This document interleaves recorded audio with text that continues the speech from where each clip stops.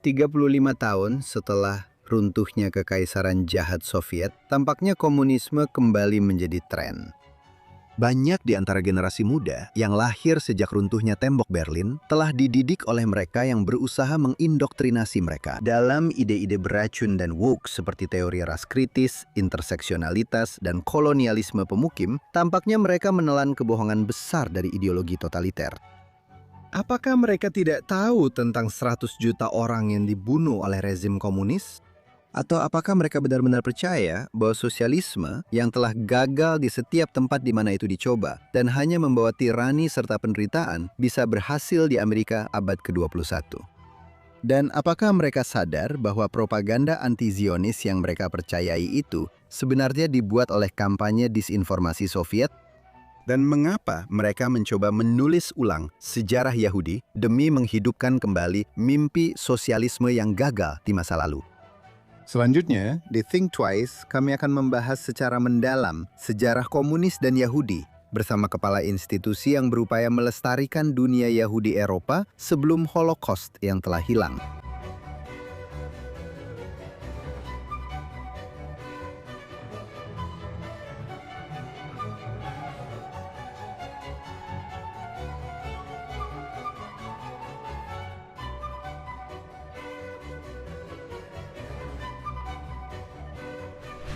Halo dan selamat datang di Think Twice. Salah satu tren intelektual paling aneh yang kembali populer di kalangan kiri politik adalah kebangkitan kembali kepercayaan pada dewa palsu komunisme.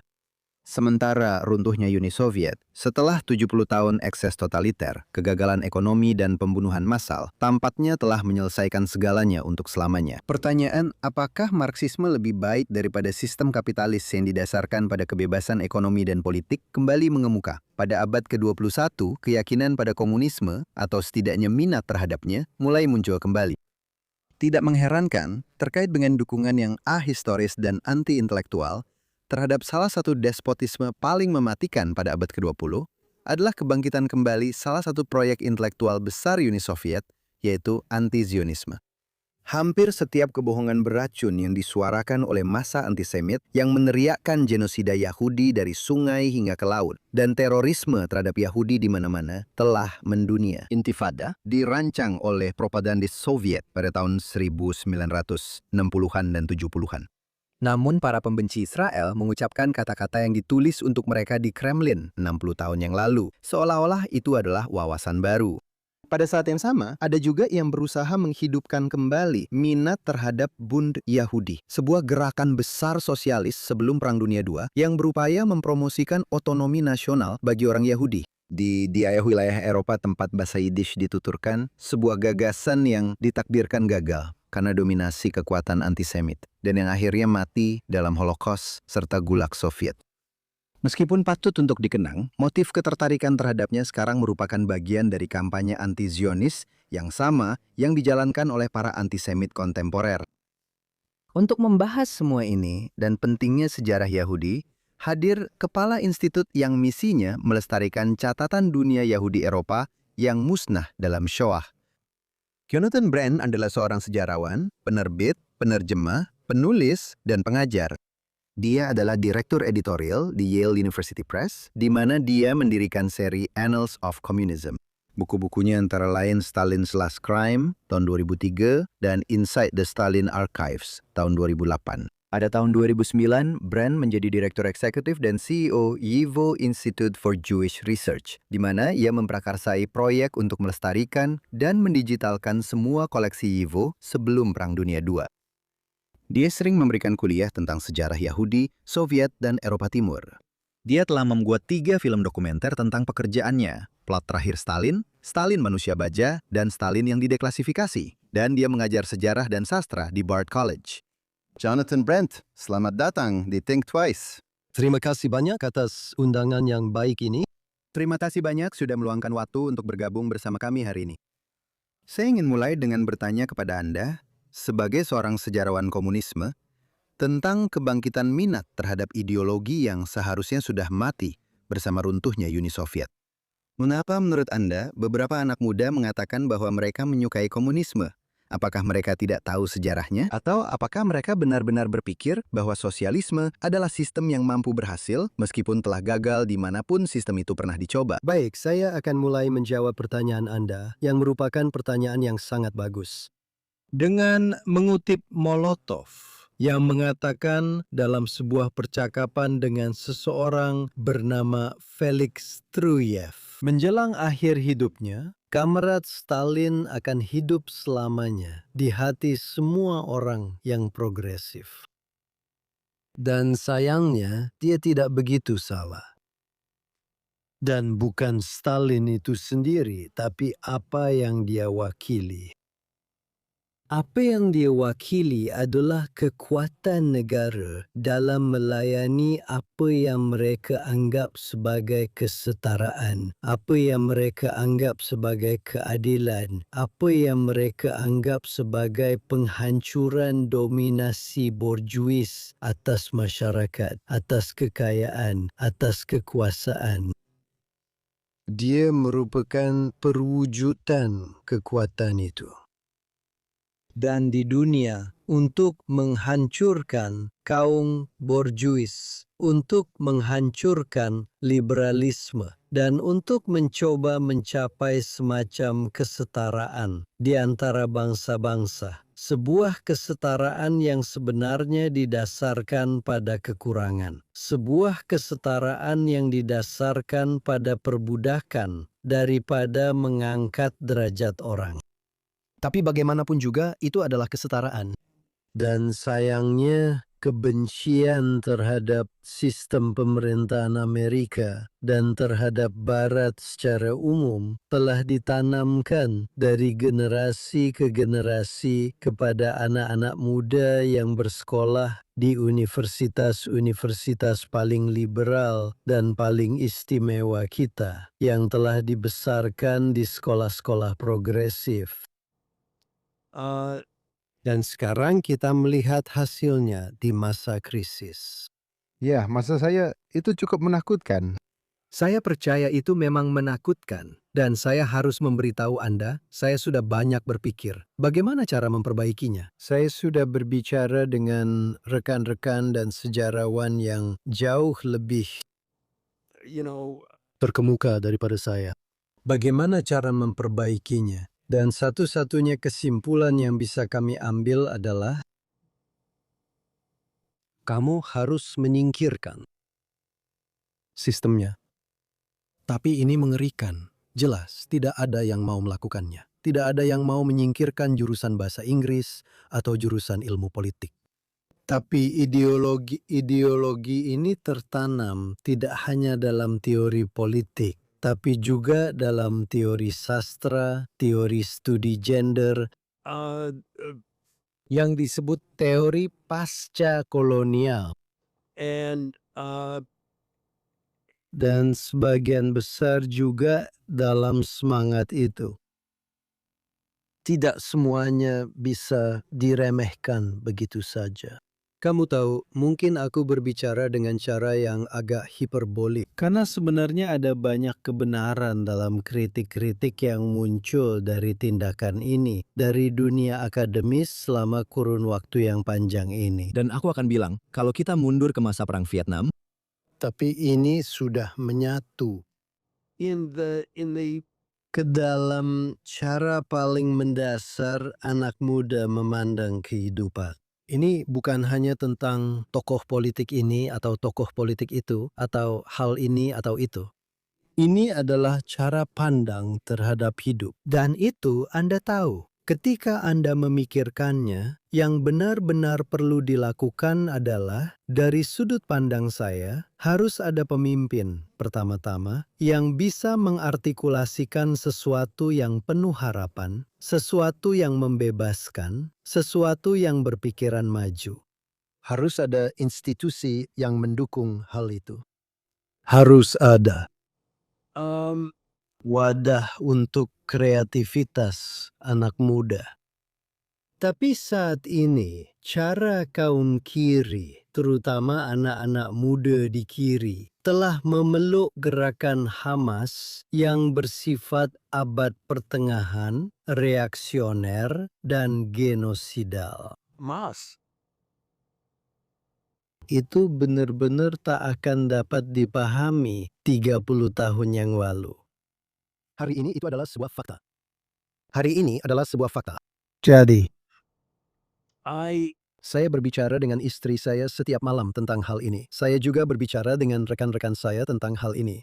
Sejujurnya, saya agak kalut tidak tahu bagaimana caranya. YIVO, institusi yang saya wakili, dan saya juga mengajar di Bard College, apa yang secara pribadi bisa saya lakukan tentang hal ini? Selain mencoba untuk mengembangkan bersama para mahasiswa saya sebuah pandangan hidup yang mencakup lebih dari apa yang ada dalam ideologi mereka yang sempit dan ganas.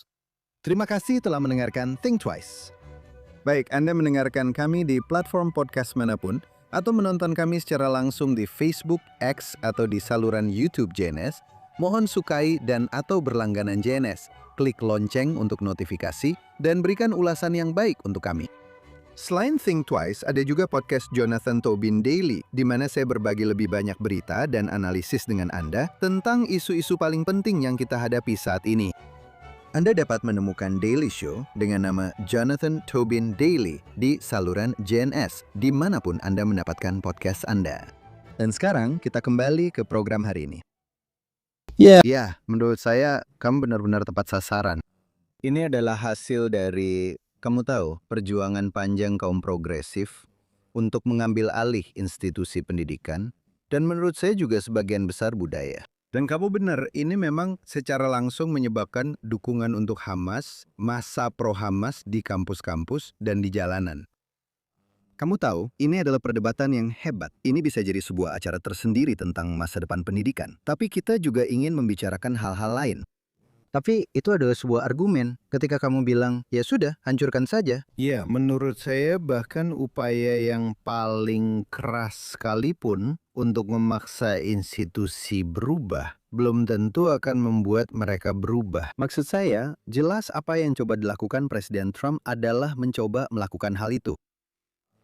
Saya tidak berpikir dia berhasil. Menurut saya, mungkin saja, entah pada akhirnya beberapa institusi kehilangan dana atau tidak, atau mengikuti keinginannya.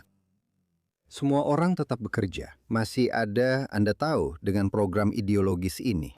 Jadi, selain menciptakan institusi baru, yang saya rasa memang ada beberapa contohnya, seperti yang terjadi di Austin dan Hamilton College di University of Florida, itu adalah eksperimen yang menarik.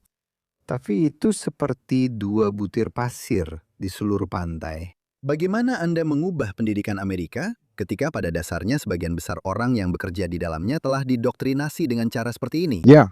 Saya pikir harus ada lebih banyak lembaga tandingan seperti ini. Tapi saya juga ingin mengatakan satu hal tentang anak muda. Saya pikir bahwa kita tidak apa yang kita lihat di kampus adalah bagian yang paling berisik. Di kelas-kelas saya di Bard, terutama setelah 7 Oktober, saya menduga akan melihat banyak kemarahan yang ditunjukkan. Ini dan itu, pemikiran yang dipolitisasi, dan sebagainya. Dan saya akan beritahu Anda, saya mengajar kelas tentang Stalin di Bard College.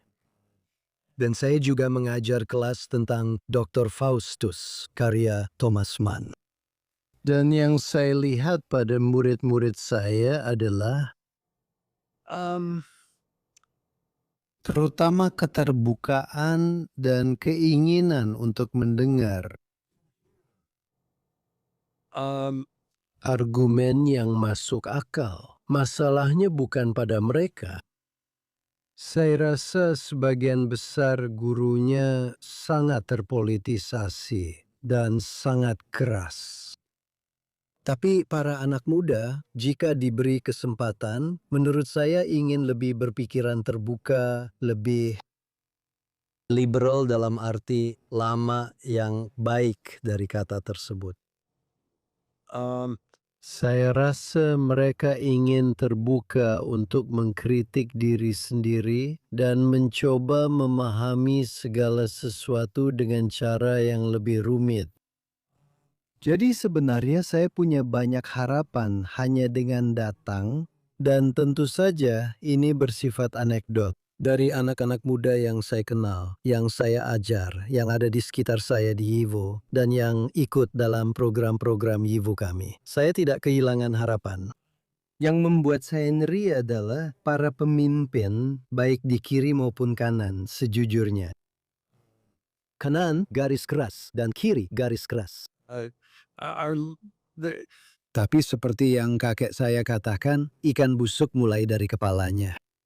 Dan sayangnya, saya tidak tahu siapa pemimpin intelektual saat ini. Saya rasa tidak ada satupun gagasan baru. Pembentukan masyarakat, pembentukan struktur sosial telah diajukan dalam 30 tahun terakhir. Ada banyak ide usang seperti bantua yang hanya ditambal ulang, Anda tahu. Tapi di mana ide-ide baru? Nah, hampir semua ide baru berasal dari sayap kiri yang paling ekstrim. Dekonstruksi, studi gender, kritik pasca kolonial. Itulah ide-ide baru. Dan kamu tahu ada banyak hal yang bisa dibicarakan tentang kolonialisme. Kolonialisme itu tidak baik. Itu memang menguntungkan jika kamu berada di kelas penguasa. Tapi tidak begitu menguntungkan jika kamu berada di kelas bawah. Perbudakan perlu dibicarakan. Sama seperti kita membicarakan Holocaust. Dan kamu tahu ini. Perlu ada keterbukaan terhadap hal itu. Dan kamu tahu, dengan kemampuan terbatas kami di Yivo, saya mencoba menjaga keterbukaan itu di sini, yang tidak selalu mudah, terutama setelah 7 Oktober. Bagaimanapun, ya, ini adalah sebuah teka-teki. Oke, jadi Untuk menyelami satu aspek sejarah, jelas banyak upaya yang telah dilakukan untuk menjaga ingatan tentang Holocaust. Dan meskipun menurut saya bisa diperdebatkan bahwa banyak dari upaya tersebut telah salah perhitungan, itu sangat penting. Tapi juga benar bahwa sebagian besar orang Amerika saat ini hanya tahu sedikit tentang kejahatan dan sejarah komunisme.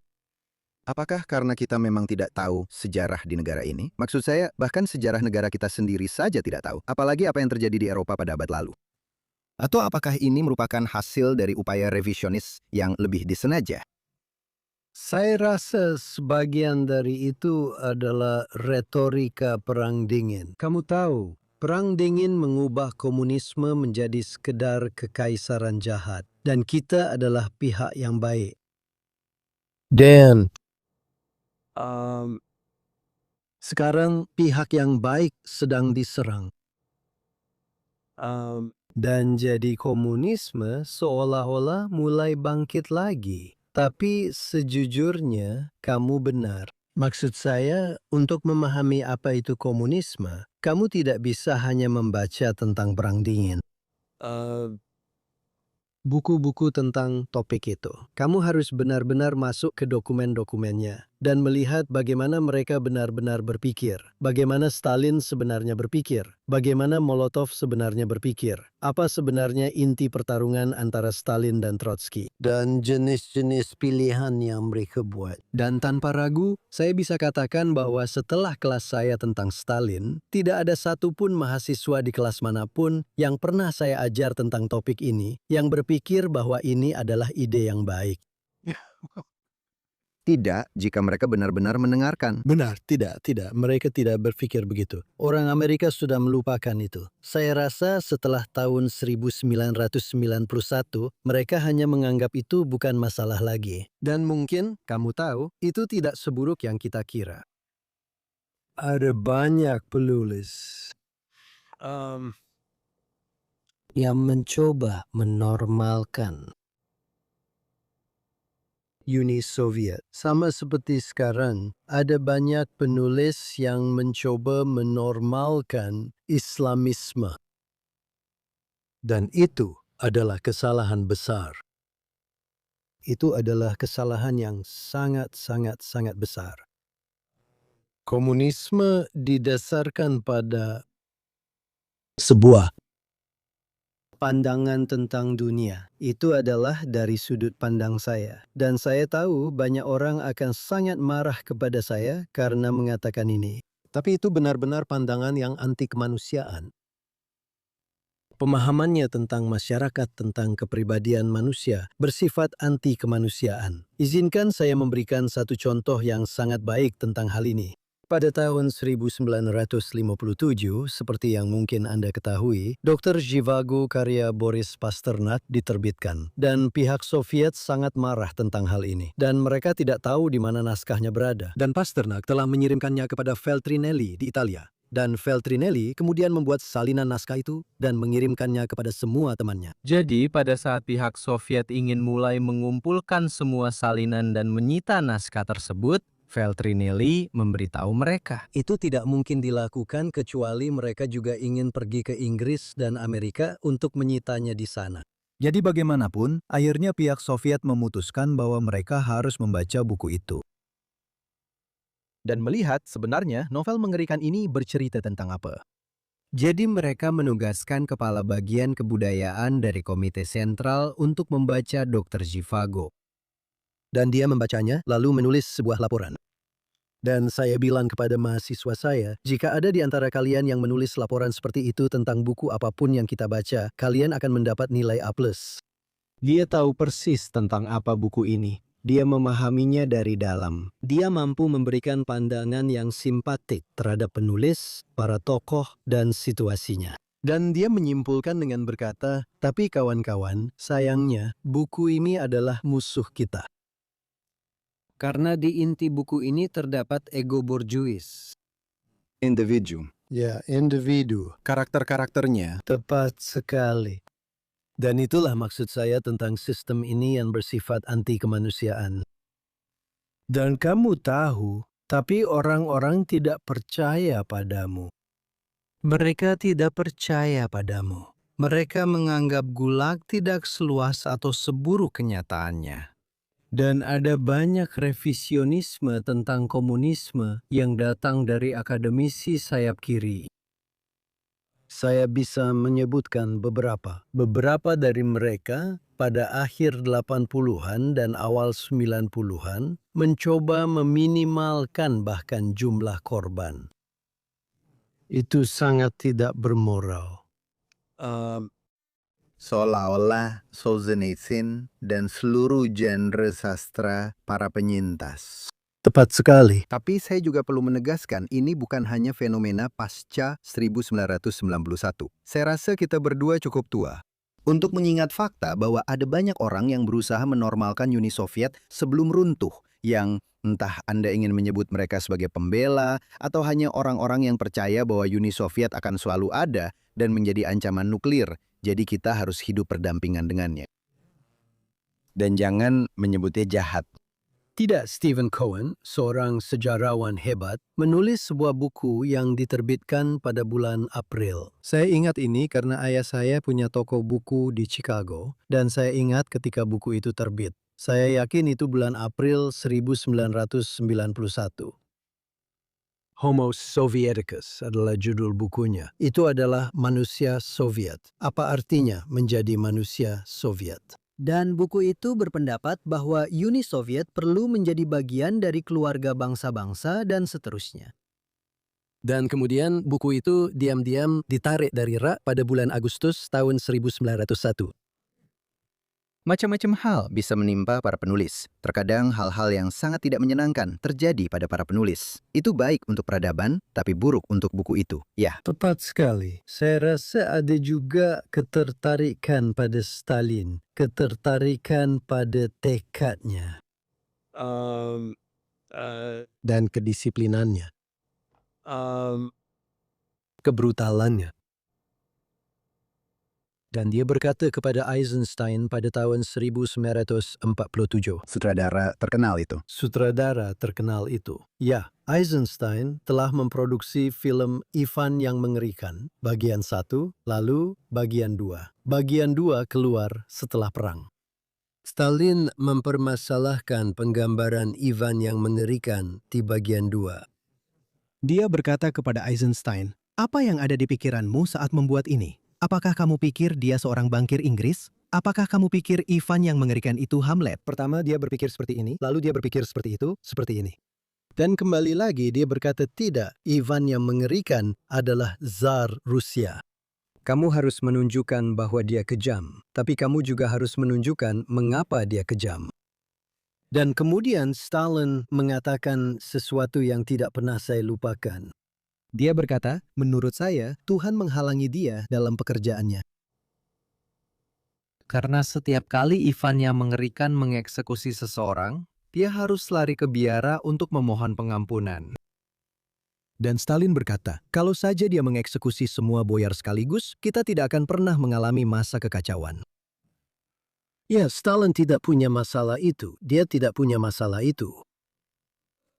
Memang benar-benar tidak. Dan saya pikir dengan cara yang mengerikan, orang-orang terutama anak muda mengagumi hal itu. Seperti banyak anak muda saat ini yang mengagumi Hitler. Karena dia adalah sosok yang tegas dan dinamis. Atau mereka pikir begitu. Kamu tahu, kepribadiannya bisa menyelesaikan banyak hal. Ya, selalu ada daya tarik dari pemimpin yang kuat. Dan kamu tahu, buku-buku tentang Stalin sepertinya tidak pernah berhenti dicetak atau ketinggalan zaman. Saya tadi berpikir sebelum kamu tahu percakapan kita, seperti apa yang ada di budaya populer tentang Uni Soviet yang masih ada sampai sekarang. Beberapa tahun yang lalu ada film yang sangat lucu tentang kematian Stalin yang menurut saya sangat kocak. Itu sebenarnya tidak terlalu banyak mengajarkan kita tentang, kamu tahu, tentang komunisme Soviet, meskipun film itu sangat menghibur. Ada serial alternatif di Apple TV tentang bagaimana jika Soviet yang pertama kali sampai ke bulan. Tapi selain itu, hal tersebut seperti lubang hitam dalam budaya kita. Lupakan saja apa yang terjadi di dunia akademis tentang Uni Soviet dan komunisme, serta 100 juta orang yang dibunuh oleh komunisme di abad ke-20. Ya, dan juga saya pikir ini adalah cerita besar yang kembali disembunyikan, yaitu infiltrasi Soviet ke dalam institusi-institusi Amerika pada tahun 30-an, 40-an, dan 50-an. Dan ketika saya berada di Yale University Press, kami menerbitkan serangkaian buku, di antaranya ada beberapa yang membahas topik ini. Salah satunya berjudul Dunia Rahasia Komunisme Amerika. Ketika buku itu akhirnya terbit dan kami bisa membuktikan hal-hal seperti Armand Hammer adalah seorang kurir uang bagi pihak Soviet, yang mana kami punya dokumen untuk membuktikannya. Kami bisa membuktikan bahwa Walter Duranty adalah agen Soviet. Wartawan The New York Times yang memenangkan Pulitzer karena menyangkal kelaparan di Ukraina.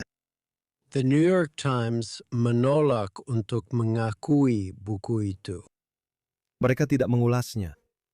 Mereka tidak mau mengakuinya. Akhirnya, pada saat Senator Moynihan yang sudah almarhum membuka apa yang disebut sebagai berkas Venona yang berkaitan dengan spionase Soviet di Amerika Serikat. Dan materi dalam buku kami sangat relevan dengan hal itu.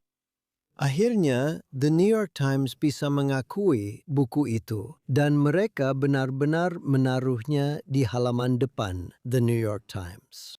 Ya. Tapi, Mereka melakukan segala cara untuk menekannya.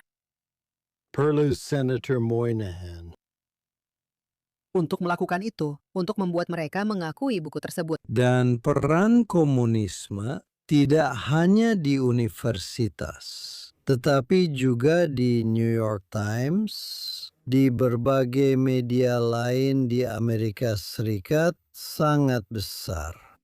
Dan itu telah berlangsung lama dan masih memberikan dampak hingga hari ini.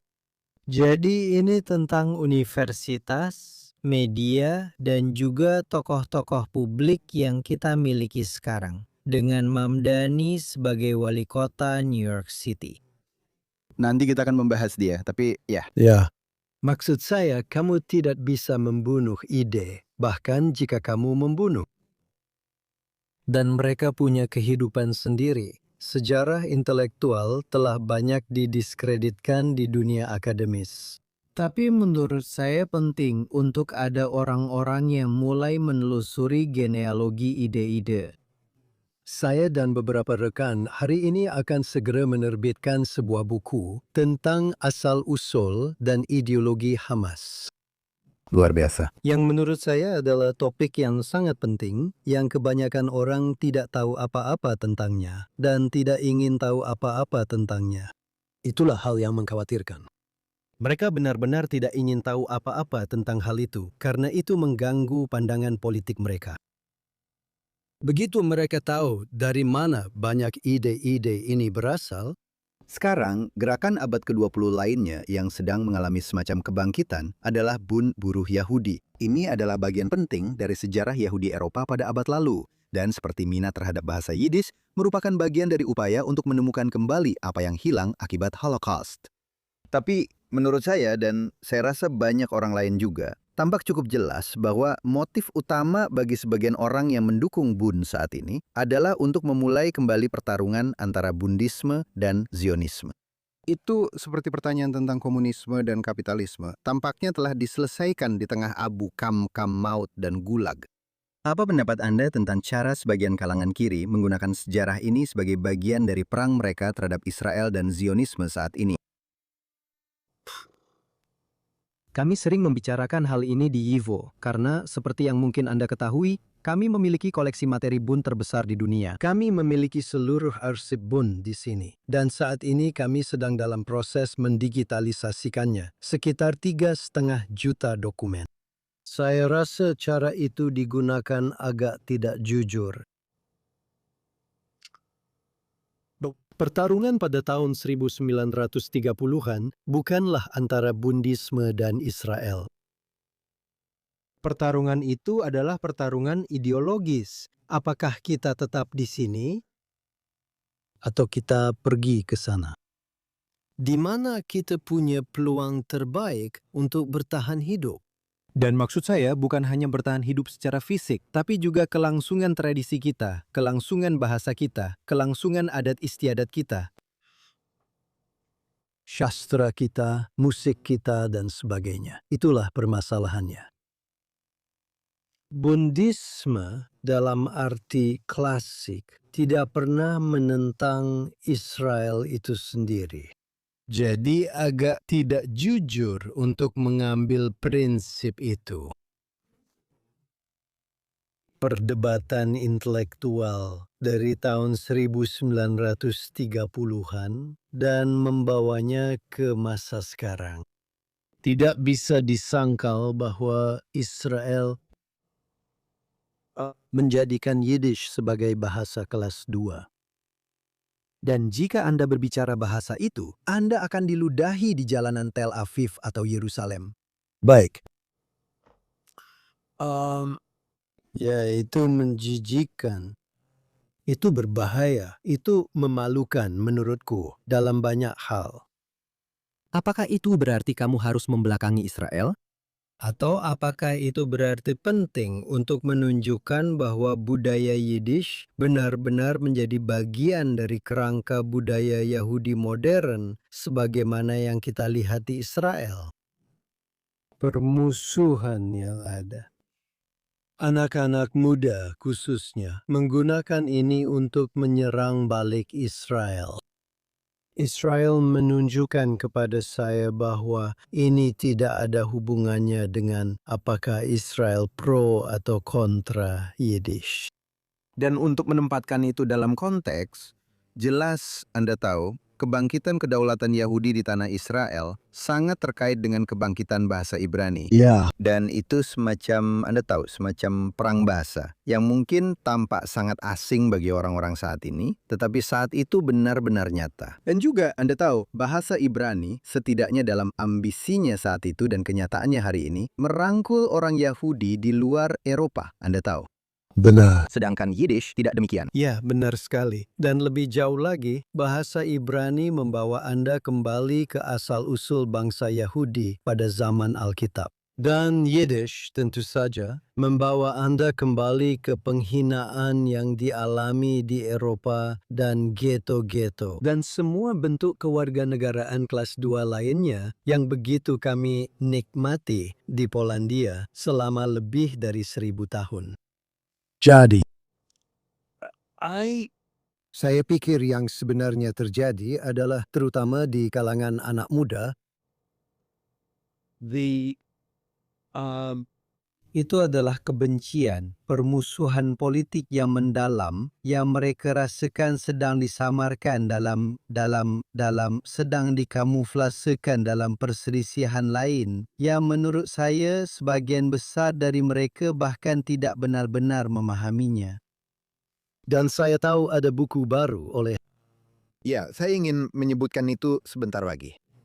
Molly Crabapple, yang telah menulis sebuah buku tentang Bund, yang boleh saya tambahkan, menerima ulasan yang sangat positif, meskipun sangat anti-Zionis. Di New York Times, dia mengatakan bahwa dia percaya ada kaitan langsung antara para Bundis, terutama mereka yang berada di New York, dan wali kota New York saat ini, Zoran Mandani, seorang penentang keras Israel dan pendukung mereka yang berusaha menghancurkan negara Yahudi.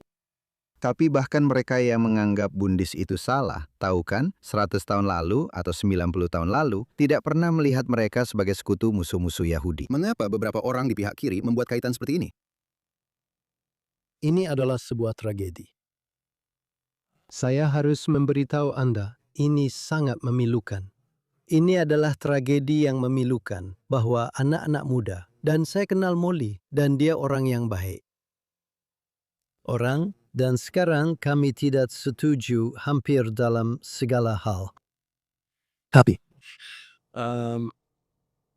bagi saya, sebuah tragedi. Saya tak habis pikir. Bagaimana mereka bisa berbalik melawan rakyat mereka sendiri seperti ini? Demi sejujurnya, sebuah ideologi yang gagal. Karena itulah Bundisme pada akhirnya, sebuah ideologi yang gagal. Dan itu tidak gagal karena tidak benar secara teori dalam semua detailnya. Itu gagal karena tergilas oleh sejarah. Itu kewalahan menghadapi kekuatan-kekuatan yang tak mampu diatasinya. Ya, itu menghasilkan beberapa hal positif bagi sebagian kecil orang Yahudi di Polandia. Itu tidak pernah menjadi gerakan massa sebesar seperti yang ingin digambarkan orang. Itu ingin mencapai keadilan sosial. Saya rasa itulah kaitannya dengan Mamdani hari ini. Tapi, fakta bahwa Anda ingin mencapai keadilan sosial yang saya yakin Anda dan semua penonton serta pendengar Anda juga inginkan. Maksud saya tidak bisa membayangkan seseorang berdiri dan berkata, tidak, saya mendukung ketidaksetaraan sosial. Saya mendukung perbudakan. Tidak, Anda tidak akan mengatakan itu. Tapi bagaimana cara mencapainya? Apakah Anda mencapainya dengan mengambil kekayaan dari orang-orang? Atau apakah Anda mencapainya dengan meningkatkan taraf hidup orang-orang? Dan sayangnya, cara sosialis untuk mencapai kesetaraan adalah dengan menurunkan, bukan dengan meningkatkan. Dan Anda tidak meningkatkan taraf hidup orang lain dengan mengambil dari orang lain. Anda tidak melakukannya. Maksud saya, itu sudah terbukti. Anda tidak melakukannya. Benar. Anda tahu, saya rasa wajar untuk berargumen. Dan saya rasa Anda sedang mengemukakan pendapat ini, bahwa hanya karena Nazi dan Soviet menghancurkan Bund dan dunia Bund, itu tidak berarti bahwa mereka yang menganutnya adalah orang yang tertipu. Karena, bagaimanapun juga, mereka berdua sedang memimpikan sesuatu yang mungkin pada saat itu memiliki sedikit peluang untuk berhasil. Tetapi mengingat kekuatan-kekuatan yang menentangnya, apakah pernah ada peluang nyata bagi dunia seperti yang ingin diciptakan oleh Bundes di Eropa, dan khususnya di Polandia? Ya, ada peluang. Ada percikan, ada momen-momen. Benar-benar ada momen di Polandia, di Ukraina, di Rusia, di mana jika keputusan yang tepat diambil, jika jalan yang benar dipilih, hasilnya bisa sangat berbeda. Di Jerman, pada tahun 1928, 2,4% dari penduduk memilih Hitler. Dan pada tahun 1932, 28% dari penduduk memilih Hitler. Apa yang terjadi? Mengapa mereka menolak Hitler hanya 4 tahun sebelumnya? Kau tahu faktor apa saja yang terlibat dan bagaimana jika tidak pernah ada depresi besar? Jika tidak ada penghinaan dari perjanjian Versailles dan berbagai hal lainnya, hiperinflasi tahun 1920-an dan sebagainya, mungkin sejarah Jerman akan berkembang dengan cara yang benar-benar berbeda. Saya tidak berpikir sistem-sistem mengerikan ini lahir dari orang-orang yang mengerikan.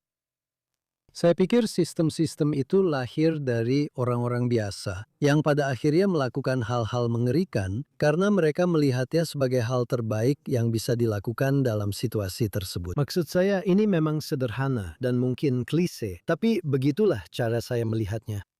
Dan Bund, kembali ke Bund ya, saya pikir ada kemungkinan jika Polandia tidak menjadi begitu antisemit. Itu memang agak spekulatif, tapi baiklah, kita ikuti saja. Itu memang spekulatif, tapi Anda tahu dasar masyarakat Polandia adalah gereja Katolik. Dan gereja Katolik Polandia itu antisemit, pada dasarnya antisemit. Dalam arti bahwa fitnah darah dan berbagai hal lainnya masih beredar cukup bebas di dunia itu. Tapi saya pikir jika ancaman Nazi tidak ada Di barat dan ancaman Bolshevik di timur. dan tentu saja ini adalah sebuah andaikan yang sulit dibayangkan. Anda tahu, jika sejarah itu tidak ada, ya mungkin saja ada kesempatan. Tapi dalam keadaan seperti itu, tidak. Tidak ada kesempatan. Tidak ada kesempatan. Dan ya, ada banyak ideologi yang saling bersaing di Rusia pada tahun 1916-1917. Ada kaum Bolshevik, kaum Menshevik, ada juga kaum anarkis. Bahkan ada partai hijau, ada kaum revolusioner sosial, ada berbagai macam ide yang beredar saat itu. Dan ada Kerensky dan kaum liberal. Dan Anda bertanya pada diri sendiri, kenapa Lenin? Kenapa dia? Dan jawaban yang ditemukan banyak sejarawan adalah bahwa dia adalah pemimpin yang paling tegas dan tidak mau berkompromi. Dia tidak akan mundur. Dia tidak mau berkompromi dengan pihak kiri, kanan, atau siapapun. Dia tetap berjalan di jalurnya sendiri. Dan pada akhirnya, kekuatan itu mempersatukan bangsa karena mereka membutuhkan seorang pemimpin yang bisa melakukan hal itu. Dan itulah mengapa saya pikir kita harus banyak berpikir tentang para pemimpin kita saat ini. Dan Anda tahu, mungkin itu juga membantu menjelaskan fenomena Trump sampai batas tertentu. Saya tidak tahu. Itu jelas menjelaskan Viktor Orban di Hungaria dan Putin di Rusia. Saya akan ceritakan, pada saat pemilihan Putin sebagai presiden di Rusia, saya masih di Yale, dan asisten saya adalah seorang pria Rusia, memiliki gelar PhD dari American University. Lalu saya berkata, Vadim, kamu akan memilih siapa? Dia berkata, "Ya, saya akan memilih Putin." Saya berkata, "Vadim, ada apa denganmu? Orang itu seorang fasis. Kamu tidak bisa memilih dia." Itu murni KGB. Apa kamu tidak mengerti? Dia akan membawa Rusia kembali ke semacam pemerintahan otoriter. Vadim berkata sesuatu yang tidak pernah saya lupakan, yaitu Rusia lebih membutuhkan stabilitas daripada kebebasan. Dan saya pikir banyak orang yang merasa seperti itu. Dan tentu saja banyak orang di Jerman juga merasa seperti itu pada tahun 1932. Ya, saya pikir kontrafaktual itu penting untuk pemahaman kita tentang sejarah. Jadi, menurut saya penting bagi kita untuk memikirkan hal-hal seperti ini. Tapi, Anda tahu, seperti yang pernah dikatakan salah satu mentor saya di Departemen Sejarah di Universitas Columbia pada zaman dahulu ketika saya masih di sana, Eugene Reyes, kepada saya, sesuatu yang tidak akan pernah saya lupakan. Dia berkata, Anda tahu, tidak ada yang tak terelakkan dalam sejarah. Segalanya itu jelas. Dan saya pikir dia benar. Dan menurut saya, apa yang Anda katakan sebenarnya memperkuat cara pandang terhadap sejarah yang sekarang sudah tidak populer lagi, yaitu cara pandang tentang tokoh besar, baik pria maupun wanita, dalam melihat sejarah. Dan saya pikir itu masih cukup benar.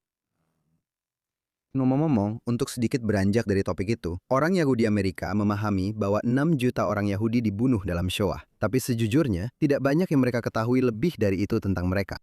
Anda pernah berbicara tentang gagasan bahwa orang Yahudi pergi menuju kematian mereka seperti domba ke rumah jagal adalah kebohongan besar. Mengapa begitu banyak orang yang mempercayai itu? Hannah Arendt yang mengatakannya. Itulah alasannya. Dan itu juga sebagian alasannya. Dan mereka tidak punya apa-apa untuk dipegang, kecuali mungkin berbagai cerita keluarga yang bisa membantahnya. Dan Hannah Arendt, ya ampun, New York Review of Books, New York Times, sosok intelektual besar.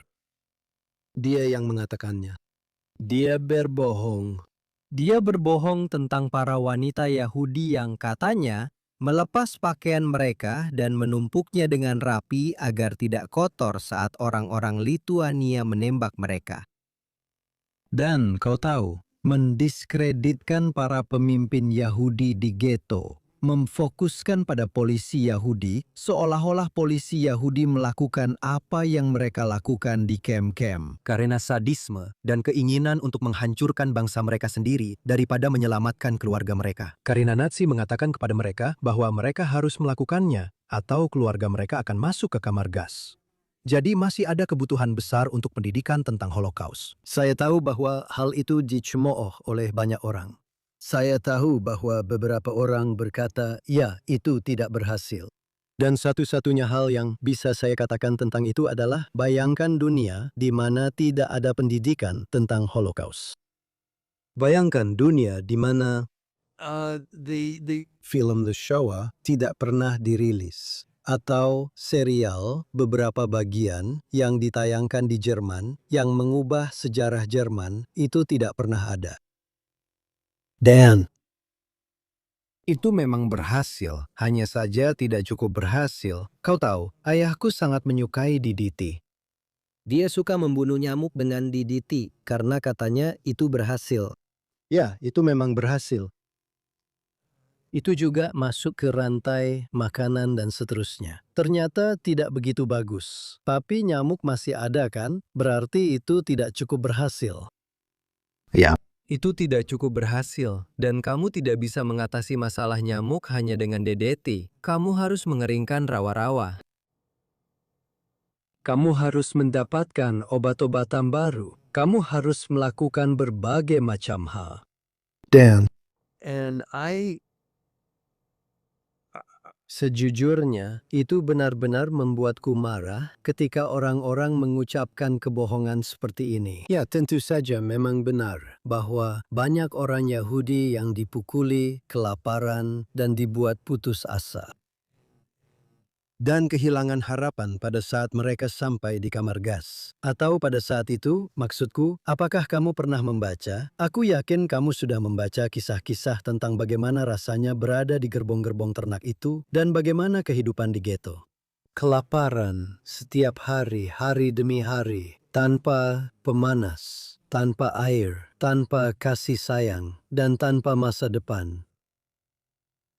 Jadi bagi banyak orang, ya mungkin kematian adalah sebuah pelepasan, tapi ada banyak perlawanan dan ada sebuah buku harian kecil yang baru-baru ini kami terbitkan di Yivo, buku harian Yitzhak Rudishevsky, dan kami memiliki pameran museum daring tentang itu. Tentang anak laki-laki berusia 13 tahun ini yang sangat sadar diri di ghetto Vilna. Membaca puisi Yiddish adalah sebuah tindakan perlawanan. Menjaga semangatnya tetap hidup adalah sebuah tindakan perlawanan. Dia sangat menyadari hal ini. Dan mengapa dia melakukan ini? Karena ada seorang pemimpin besar, Avram Sutzkeber, di ghetto yang memperkenalkan materi ini kepada anak-anak berusia 13 tahun tersebut. Dia mengajarkan mereka puisi, mengajarkan cara membacanya dan memikirkannya, serta menjadi penghubung dengan masa lalu. Jadi sekali lagi, saya kembali pada kenyataan bahwa bukan hanya Sutzkever, tapi Sutzkever bersama anak-anak muda ini dalam situasi tertentu. Tapi ketidaktahuan itu benar-benar mengejutkan bagi saya. Dan itu adalah ketidaktahuan dari orang-orang Yahudi itu sendiri. Stereotip yang mereka pegang tentang diri mereka sendiri. Bahwa kita tidak perlu orang Jerman menciptakan stereotip tentang kita. Atau orang Polandia, atau orang Ukraina, atau orang Rusia, atau siapapun juga. Kita menciptakannya sendiri. Mungkin ada lagi, jika kamu ingin menjadi psikoanalis amatir dan memikirkan tentang ini. Alasan untuk percaya bahwa mereka pergi menuju kematian mereka, seperti domba ke pembantaian, adalah karena di sini di Amerika, kita ingin melihat mereka melawan dengan berani dan membela diri mereka sendiri. Dan ada begitu banyak kemarahan terhadap nasib mereka. Dan kamu tahu, kamu menyalahkan korban. Ya, saya pikir memang banyak yang menyalahkan korban. Dan kenyataannya adalah, dimanapun perlawanan dimungkinkan, perlawanan terjadi. Tepat sekali. Kamu tahu, kenyataan bahwa orang-orang Yahudi dilucuti dan sendirian, serta tidak ada yang membantu mereka. Banyaknya perlawanan yang benar-benar terjadi itu cukup ajaib. Ya. Tapi sekali lagi, menurutku kita perlu tahu lebih banyak tentang itu. Dan menurutku, seperti yang kamu bilang, kita butuh lebih banyak edukasi tentang Holocaust. Tapi yang benar, bukan yang disamaratakan, yang mereduksinya seolah-olah tidak berbeda dari sikap tidak baik biasa yang terjadi di tempat lain. Kita perlu tahu lebih banyak tentang orang Yahudi yang dibunuh dan dunia mereka. Bagaimana mereka berjuang untuk bertahan hidup. Dan bagaimana mereka melawan dimanapun mereka bisa. Dan juga kita perlu tahu lebih banyak tentang motivasi Nazi. Kamu tahu, rekaman Eichmann, aku tidak tahu apakah kamu sudah membacanya. Mungkin sudah, tapi rekaman itu sangat menyingkap banyak hal. Dan kamu tahu, rekaman itu dibuat di Argentina bukan oleh para interogator Israel, tapi oleh sesama Nazinya. Mereka ingin dia berbicara di rekaman untuk menjelaskan pencapaian gemilangnya dan kehidupannya.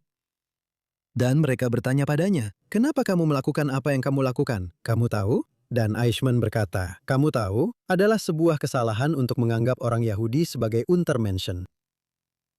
Orang-orang yang menganggap Yahudi sebagai Untermenschen, mereka tidak tahu apa yang mereka bicarakan. Orang Yahudi adalah Übermensch. Orang Yahudi memberikan hukum kepada umat manusia. Ketika orang Yahudi memberikan hukum kepada umat manusia, kita masih hidup di dalam gua. Kita masih berburu hewan liar dan berkelompok.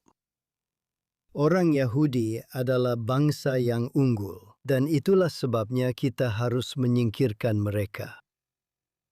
Ini adalah kata-kata Eichmann sendiri tanpa paksaan dari para interogator. Dia benar-benar memikirkan hal ini, dan dia adalah seorang fanatik.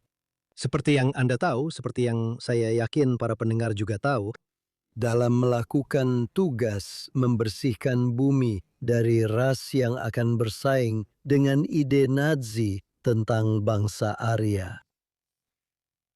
Tapi sejarah ghetto Warsawa sekarang sedang dijadikan subjek untuk Museum Ghetto Warsawa di Warsawa.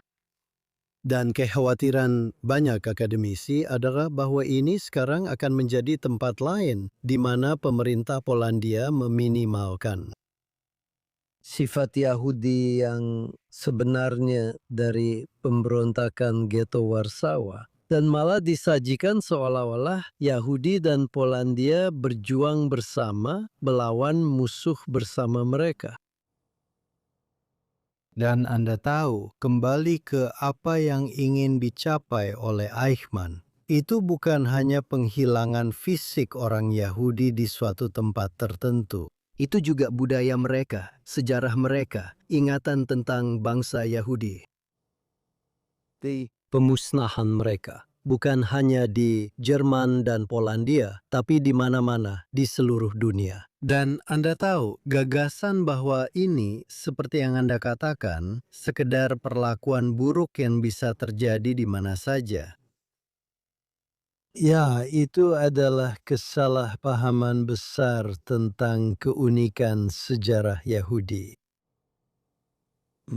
Ya, itu benar sekali. Dan saya juga berpikir bahwa, dan ini Anda tahu berangkat dari apa yang baru saja Anda katakan, bahwa kebanyakan orang Yahudi saat ini sebenarnya tahu sangat sedikit tentang peradaban Yahudi yang turut musnah bersama orang-orang Yahudi dalam Shoah. Apa yang mereka lewatkan? Apa yang paling penting untuk diketahui oleh orang Yahudi saat ini tentang bab sejarah ini dan dunia yang telah hilang? Bab yang dimaksud adalah masa sebelum Holocaust di Eropa Timur. Ya. Orang Yahudi dulu, sekarang, dan akan terus menjadi bangsa yang kreatif. Orang Yahudi menciptakan bahasa dimanapun mereka berada. Apakah itu bahasa Yiddish, atau Judeo-Arab, atau Bot, bahasa Bot, atau apapun itu, Judeo-Persia. Kita menciptakan bahasa. Kita menciptakan makna. Entah bagaimana, kita hanya melakukannya. Dan Jadi kami membangun sebuah peradaban dengan bahasa kami sendiri, budaya kami sendiri, tradisi kami sendiri. saat itu, hal itu dicemooh. Itu Yiddishisme, bahasa Jerman yang sudah dipelintir. Folklore itu Polandia. Folklore yang didandani, dan seterusnya. Tapi seperti yang Max Weinreich tunjukkan dalam karya sejarah besarnya tentang bahasa Yiddish, setiap bahasa terbentuk dari bahasa-bahasa lain. Bahasa Inggris, misalnya, Anda tidak bisa membuat kalimat bahasa Inggris tanpa ada sedikit bahasa Jerman, sedikit bahasa Yunani, beberapa kata atau ungkapan yang berakar dari bahasa Latin, dan sebagainya. Jadi itu adalah masa yang sangat kreatif bagi bangsa Yahudi. Saya baru saja kembali dari Kiev, di mana saya berada di perpustakaan Vernadsky, dan ekspedisi Ansky tahun 1912 hingga 1914 yang akan saya jelaskan secara singkat adalah upaya dari penulis ini, S. Ansky, yang merupakan penulis D-Book, drama besar D-Book. Dia mengorganisir sebuah ekspedisi ke Pale of Settlement untuk mengumpulkan artefak kehidupan Yahudi selamat. Berabad-abad, kembali ke abad ke-13, ke-12, abad ke-14. Dan sebagian dari artefak itu ada di Yivo di New York, dan sebagian lagi ada di Kiev. Jadi sekarang kami memiliki kesepakatan untuk mendigitalkan semua yang ada di Kiev dan menghubungkannya dengan apa yang kami miliki di sini, sehingga kami memiliki kumpulan lengkap materi yang masih bertahan. Bagaimanapun, di antara materi yang dia temukan, ada Haggadah. Salah satunya berasal dari, saya percaya, abad ke-15. Dan di dalam Haggadah, jelas ada gambar-gambar tokoh mitologi yang tidak muncul dalam Alkitab Ibrani. Mereka tidak muncul dalam Talmud.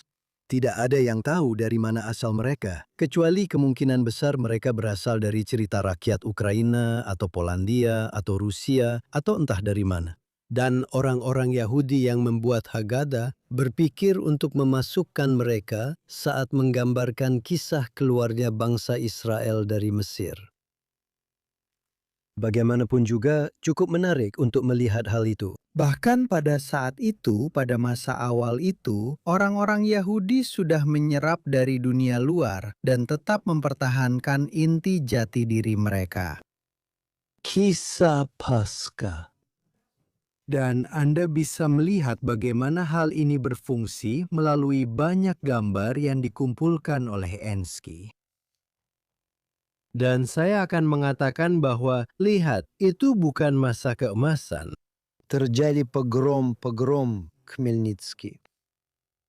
Hal-hal mengerikan terjadi. Terjadi berbagai pogrom di Ukraina dan di Polandia dan seterusnya. Dan jadi ada banyak peristiwa sejarah yang mengerikan. Tapi melalui semua itu, orang Yahudi menunjukkan ketahanan yang luar biasa dalam memegang teguh iman mereka pada aspirasi sosial mereka, pada bahasa mereka, pada keluarga mereka. Kamu tahu, ini benar-benar. Setiap hari saya di sini, di YIVO, dan kami mempelajarinya, saya selalu kagum dengan apa yang kami temukan. Selalu, kreativitas orang-orang kita memang sebuah inspirasi, benar-benar. Dan lihatlah apa yang telah kami ciptakan di Israel. Lihat itu, lihatlah gurun-gurun yang sekarang sudah hijau dan begitu banyak hal menakjubkan. Bisakah Anda ceritakan sedikit tentang sejarah Institut YIVO, pendiriannya, pemindahannya ke Amerika Serikat, dan apa yang dilakukan sekarang? Tentu, YIVO didirikan pada tahun 1925, tetapi masa persiapannya jauh lebih lama dari itu. Dan ini kembali ke ekspedisi Ansky yang saya maksudkan. Maksudnya adalah pengumpulan artefak. YIVO didirikan oleh para cendekiawan yang merasa bahwa pada tahun 1925 dengan perjanjian Versailles, dengan dibuatnya perjanjian minoritas dan berbagai instrumen lainnya, di mana kelompok minoritas dapat memperoleh perwakilan di negara dan akan dijadikan warga negara, dan seterusnya. Di Polandia dan Lithuania, serta di tempat lain, sekaranglah saatnya untuk memiliki sebuah akademi pendidikan tinggi untuk orang Yahudi oleh orang Yahudi untuk Eropa Timur. Tentu saja sudah ada Wissenschaft des Judentums di Jerman. Studi tentang orang Yahudi Jerman sudah sangat terakulturasi dan sebagainya. Namun di Eropa Timur, tidak ada akademi untuk pendidikan tinggi Yahudi. Jadi itu dilakukan dan ada 3 cabang YIVO. Satu di Berlin, satu di Warsawa, satu lagi di Vila, yang sekarang menjadi Vilnius, Lithuania. Yang di Vilnius, Lithuania, Vilna, dipimpin oleh Max Weinreich, seorang filolog, ahli bahasa, dan cendekiawan besar. Dan dia menjadikan itu tugasnya untuk mengumpulkan segalanya. Dan dia memasang iklan di surat kabar berbahasa Yiddish di seluruh dunia. Kirimkan saya dokumen apa saja, surat, buku harian, buku, surat kabar, pamflet, poster, sandal, mainan, apa saja. Kirimkan saja. Kami mengumpulkan ini untuk mempelajari kehidupan Yahudi agar kami bisa memahami posisi kami di dunia.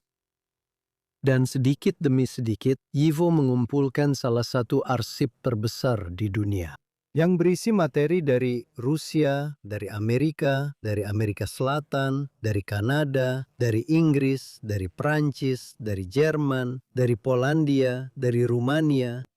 Arsip kami sekarang memiliki hampir 30 juta dokumen.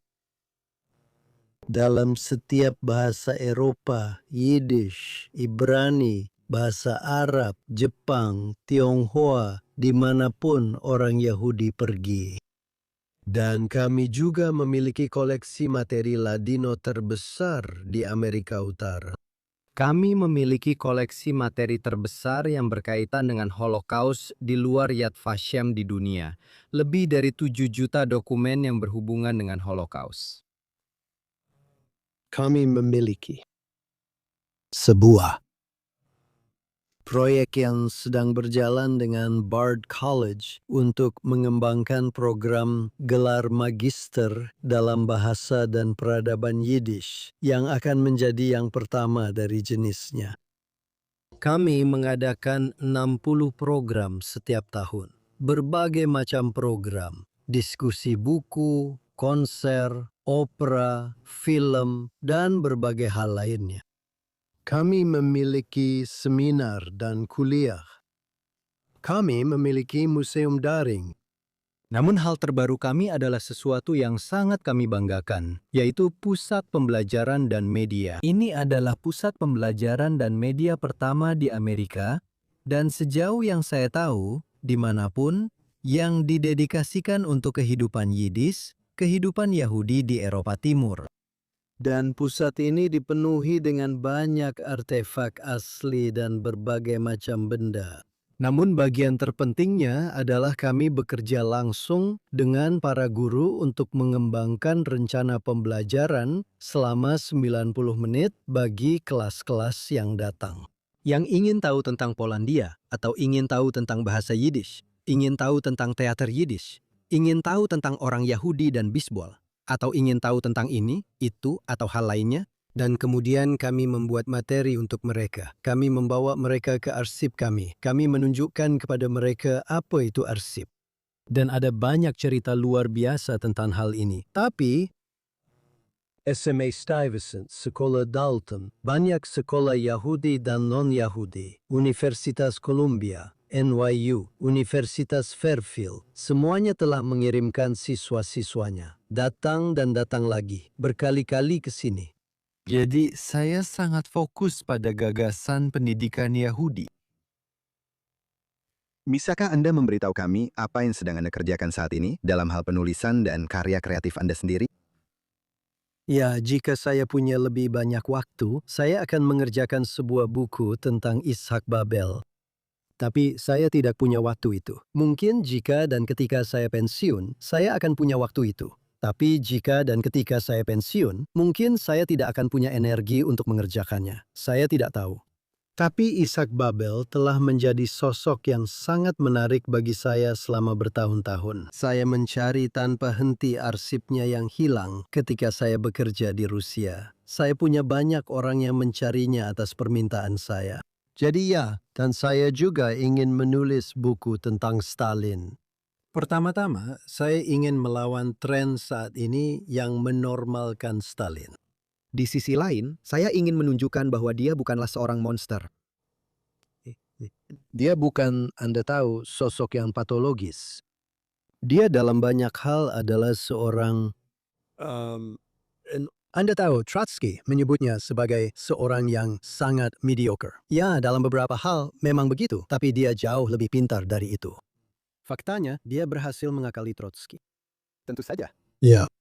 Ngomong-ngomong, itulah dunia yang paling membuat saya terpesona. Seperti yang saya katakan, seorang teman saya, seorang cendekiawan hebat, Jeffrey Huff, dan saya sedang membuat buku tentang ideologi Hamas.